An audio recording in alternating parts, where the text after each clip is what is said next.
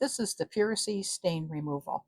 It's a cleaning spray system that works with 6 natural enzymes, and it says that you can clean anything that you can get wet.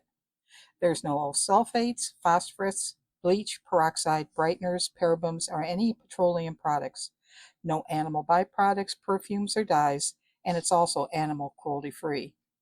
And it comes in this convenient 12-ounce sprayer, and it includes a 48-ounce refillable package of solution. So this is going to really last you a long, long time. In fact, with having 50 ounces of this, you may never even have to ever buy another stain removal spray ever again. So it also says that it removes stains, whether it was minutes ago or years ago. So I put it to the test. I created some stains on this cloth. This is just a plain white cotton cloth. And there's hot chocolate, black and red ink, blood, tomato sauce, mustard, and grease. And I let this sit overnight so that these stains would actually set in like a real stain would. And then I gave it a spray, and the package does say to let that set at least overnight.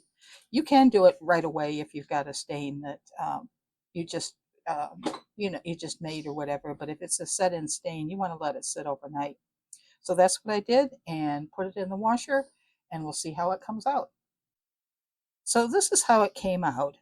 It did it did a fair job, but I wanted to really give it a fair shot. So I went ahead and sprayed it again, and again let it sit overnight, and put it back in the wash. Let's see how it came out. Okay, so here we have the finished product here. It did take everything out except for that mustard is still on there a little bit faint. And I kind of suspect that if I maybe sprayed it again, it really would come out. You notice that it did even take out, I had marked all the stains that I had on there with permanent ink, and it's even starting to take all that ink out also. So I would say that this is good, and it's a good deal for as much as you get and as well as it works. And I would have no hesitation in buying this again. So give it a try. Let me know what you used it on and how it turned out for you.